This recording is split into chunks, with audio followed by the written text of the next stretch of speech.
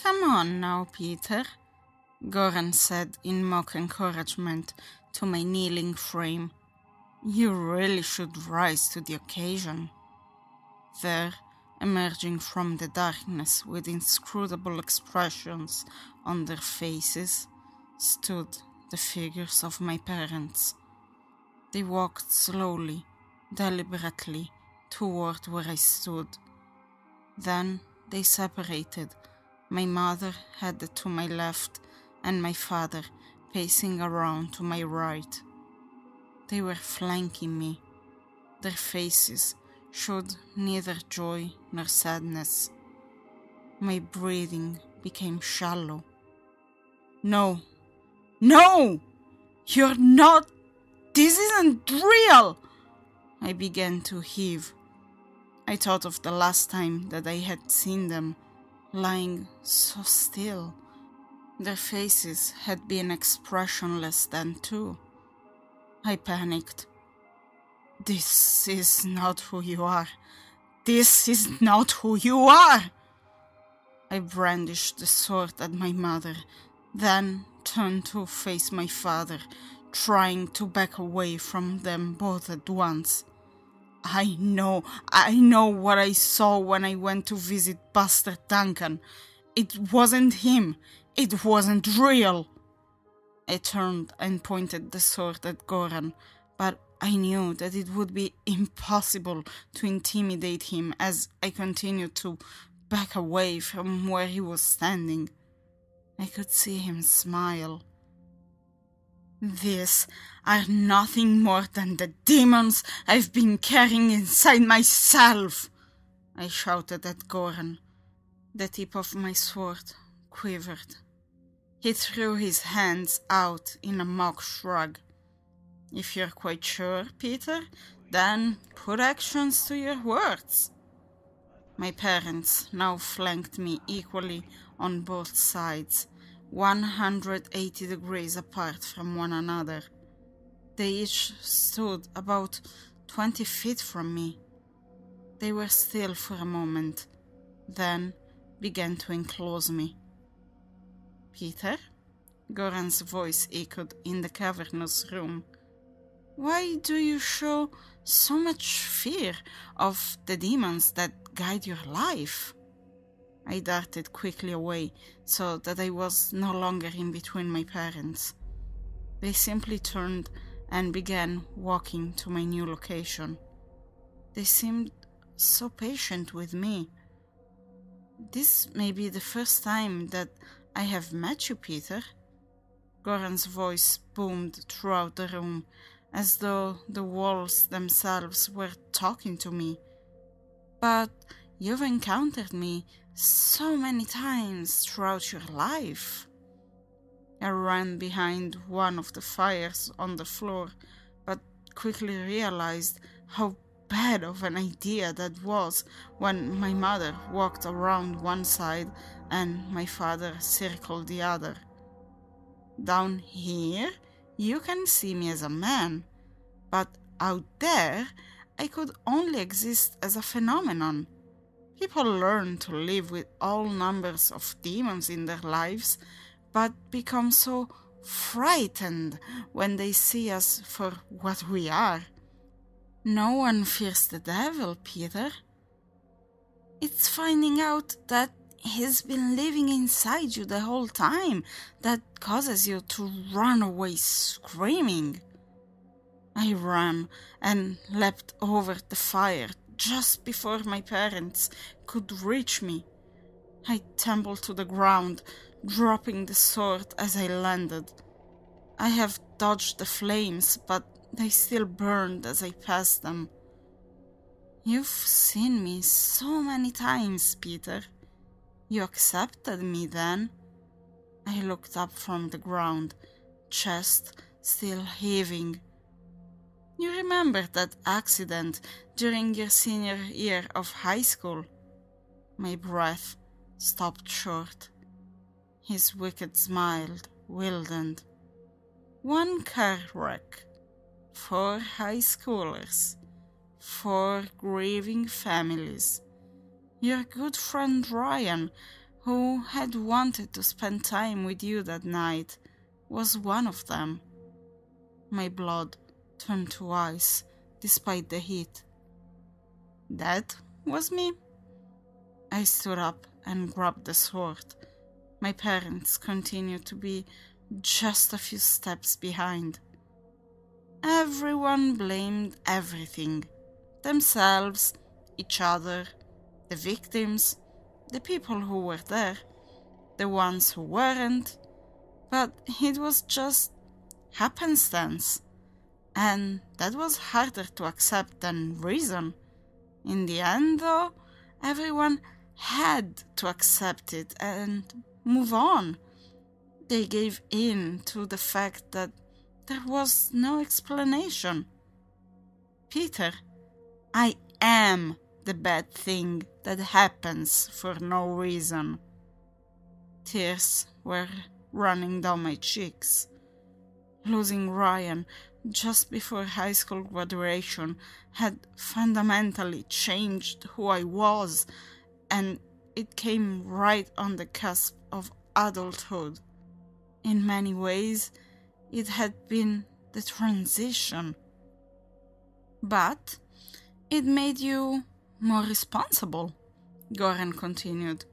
You've been a cautious driver ever since, always remembering the fact that Ryan's head was found 60 feet from the car. It caused you to grow up. You see, Peter, I am a part of you. I clenched the sword in a white-knuckled grip and began jogging toward Goran.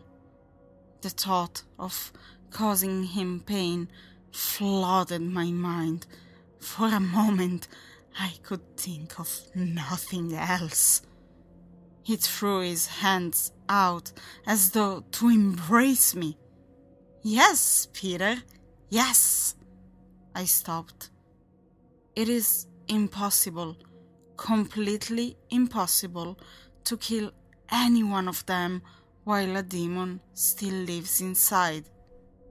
I looked back at my parents. With them on one side and Goran on the other, I was completely surrounded. They still wore no expressions.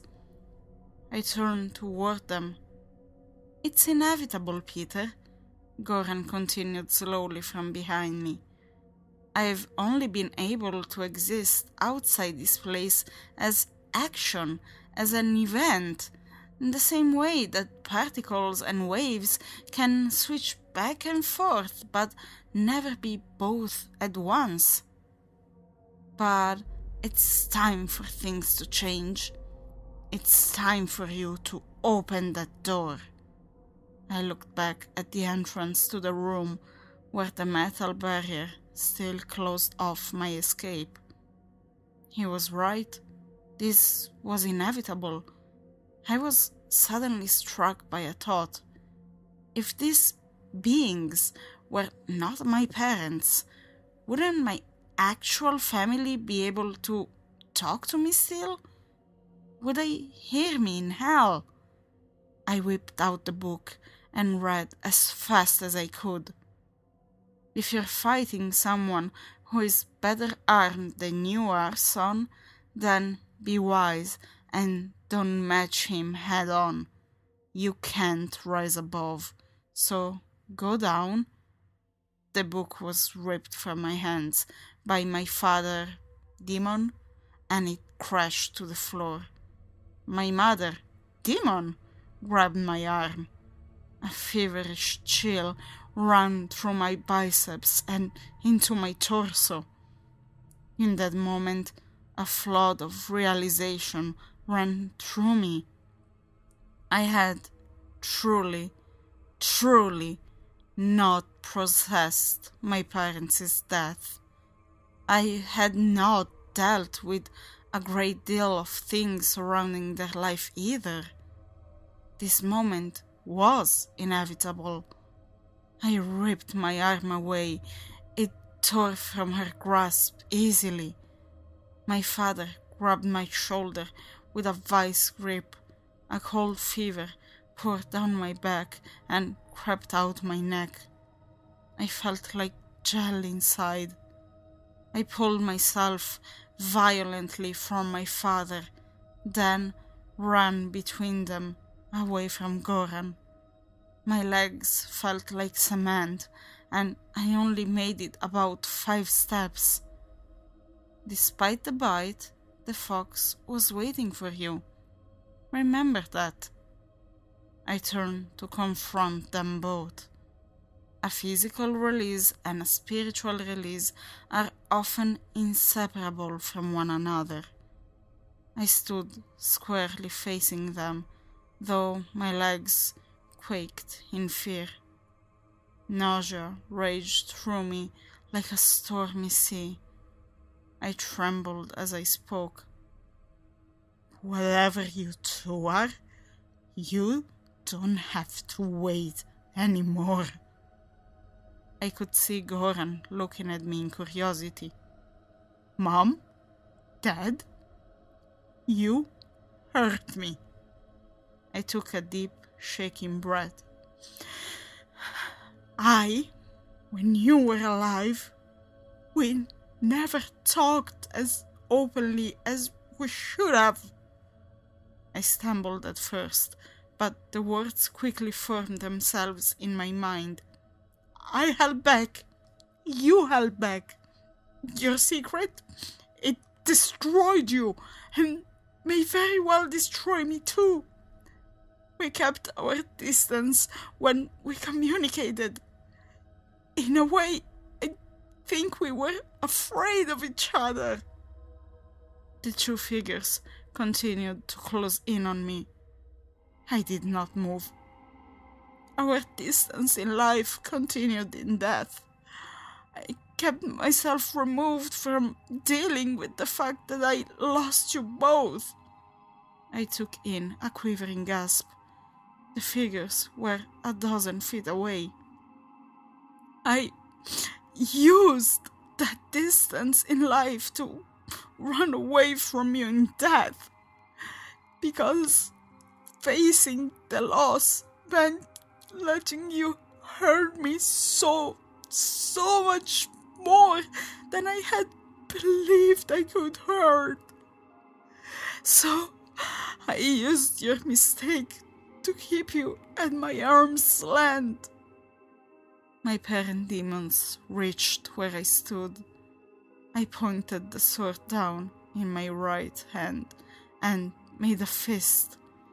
I pressed that fist against my father demon's chest and held my palm squarely against my mother demon's shoulder, keeping them firmly in place. I was crying openly now, salty tears mixed with saltier snot.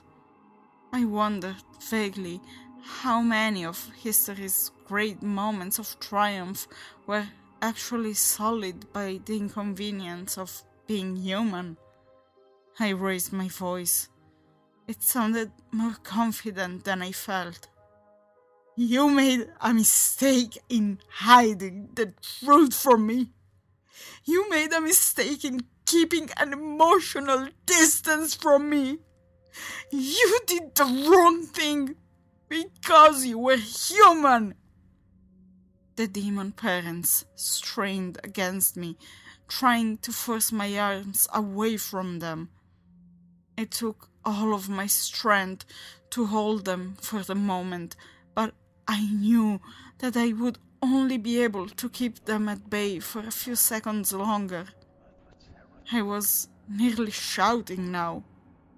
But I know that you loved me. I know.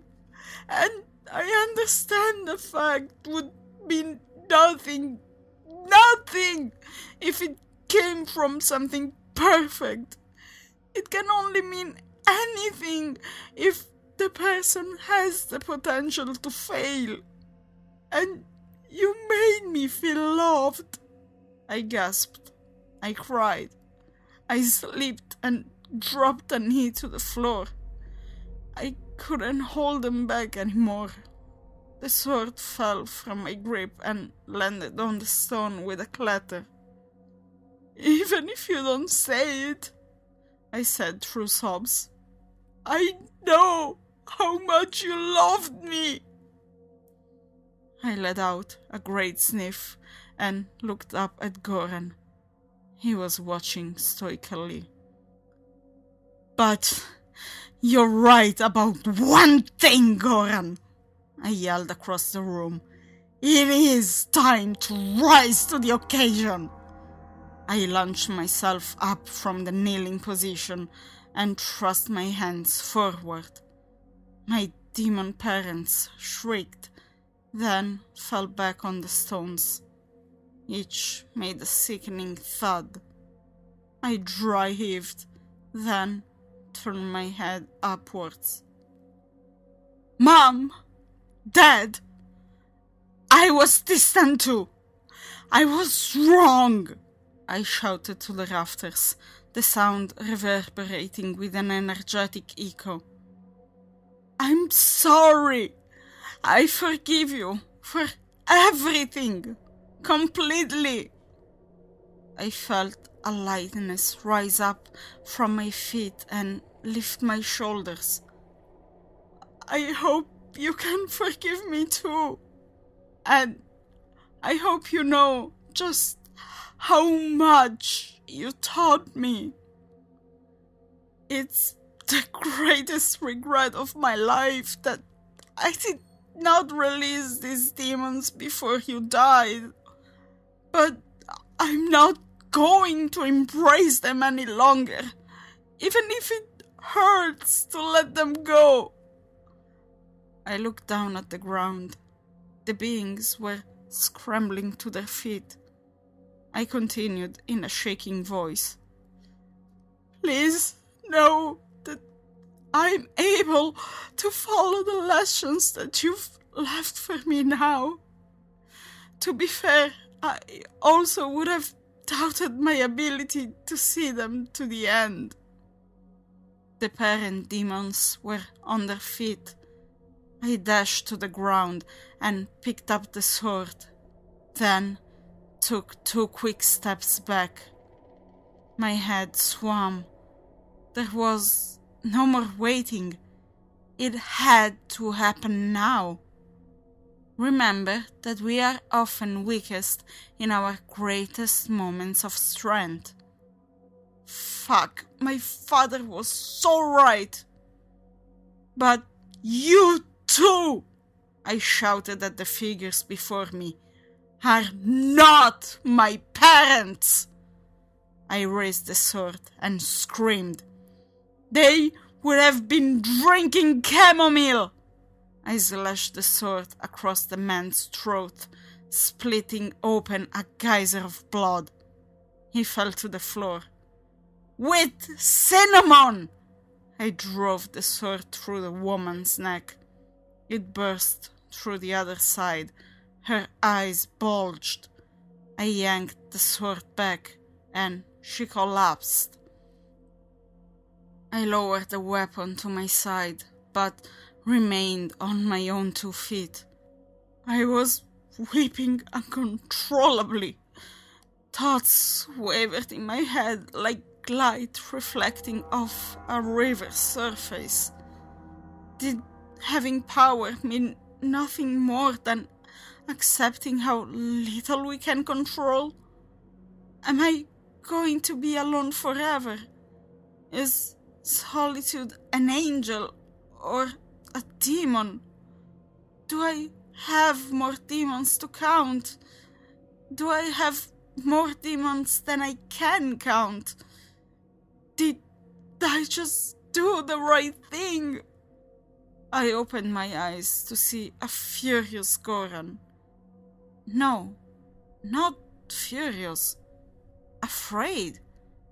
He had not believed that I could do it.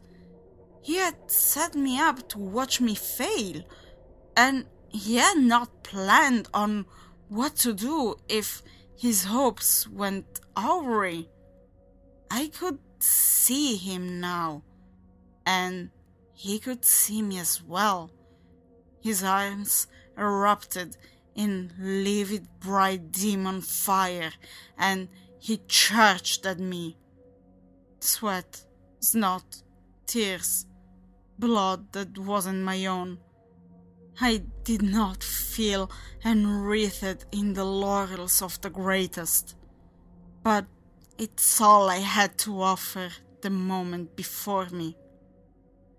I ran at my demon, sleeping between the twin forms of my parents on the floor.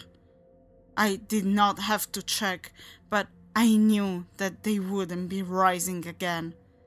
I remembered Goran's enflamed figure when I had faced him earlier. I remembered how much it had hurt. I did not feel brave. I felt obligated, so I acted. Maybe that's where parents come from, I thought vaguely. The demon was bearing down on me. He was fucking terrifying. Goran spread his arms, wicked smile revealing his forked tongue as he prepared to burn me. If you're fighting someone who is better armed than you are, son, then be wise and don't match him head on. You can't rise above, so go down. I lowered the sword and slid it across the ground. It passed harmlessly between his feet. His eyes gleamed. I dove to the ground and curled into a ball, spinning and rolling at my attacker. I collided with his knees in a violent crash. A moment later, I heard the crack of his head hitting the floor. I scrambled to where the sword had come to a rest, grabbed it and charged at Goran. He rolled onto his back and swung his flaming right arm at me. No more demons hiding inside. I swung the sword at his arm, cleaving it off at the elbow. Goran shrieked as a fountain of blood erupted from the stump and immediately started burning his clothes. He was quick to swing his fiery left arm at me, and I swung at his left elbow. I chopped the left forearm off like it was rotten, like he was rotten flesh. He gasped. He screamed. Then he steadied himself. Goran panted desperately. "Wait, Peter! Wait! Wait! I want to talk to you. I underestimated you. You want to learn, don't you?" He propped himself up on his bleeding stumps. "Yes, I know you hate me now, Peter, but you're logical. Your parents were logical. Your life is entirely different now. There is so much to learn. I can teach you so much. I'll show you it all in exchange for my life." I could see tears in his eyes. I paused. He was right. Everything was different.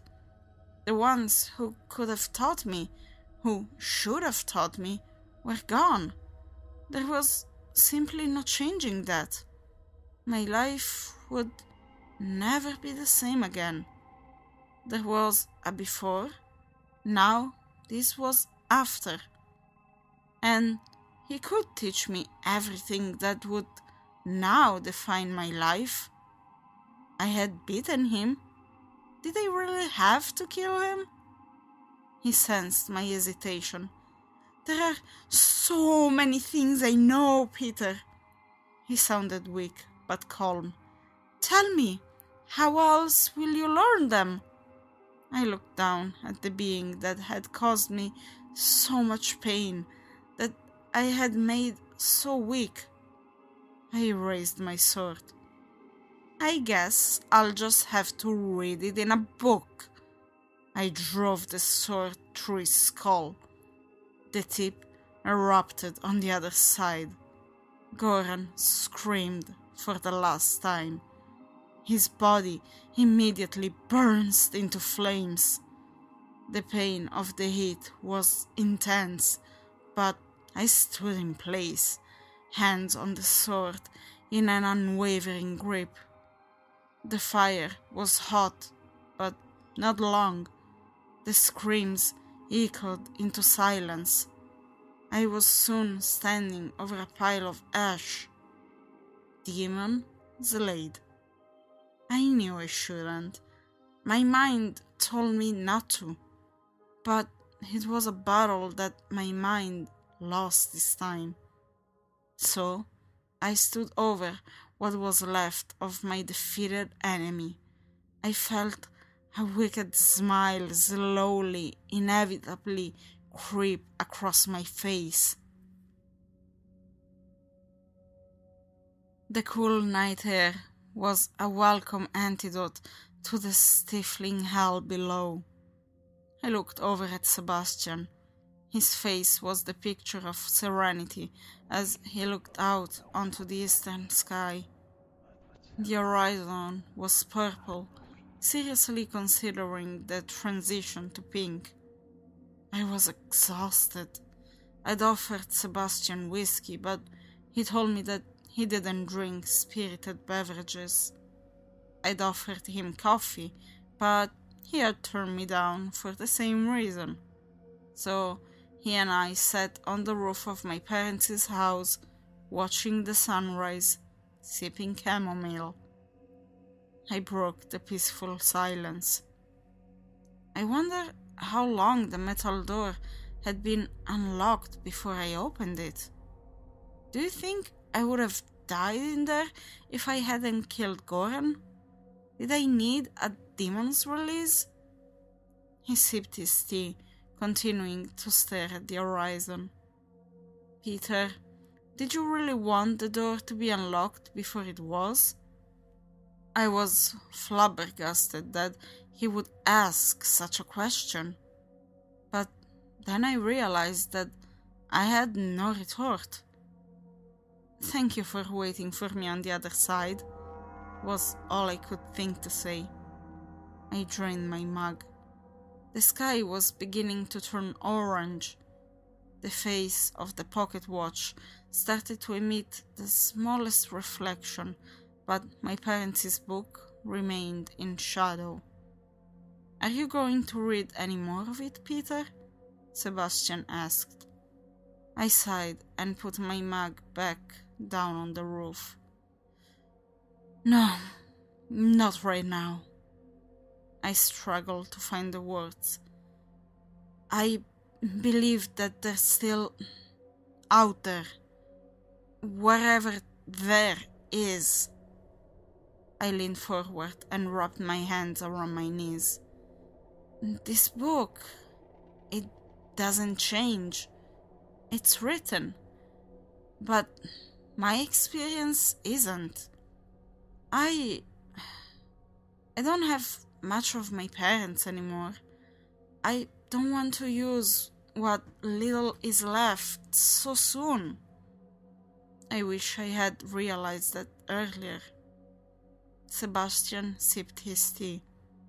What's done can never be undone, Peter. He turned to me. He looked exhausted, but no trouble. There's no one left to punish for what happened. Don't volunteer for the job. He turned his eyes back to the horizon again. Orange was giving way to yellow. We sat in silence for several minutes more. You know, I continued, I'm still pretty baffled about how we crossed paths. I know there's an entire separate story there, and I'm just one small chapter in it. He nodded contemplatively. Do you think that all of these stories will affect one another? He smiled. All rivers find the sea. When the sun finally made its appearance, I was overwhelmed with the need to fall asleep. I rubbed my eyes. So, what about you, Peter? Sebastian asked. Are you going to find out more about your parents? Or will you just let this all go? I smiled.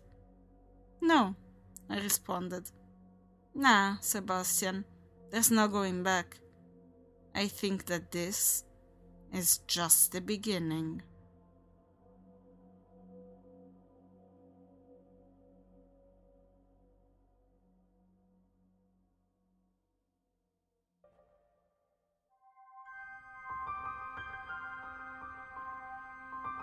It's in the dustiest books that you may find the best stories.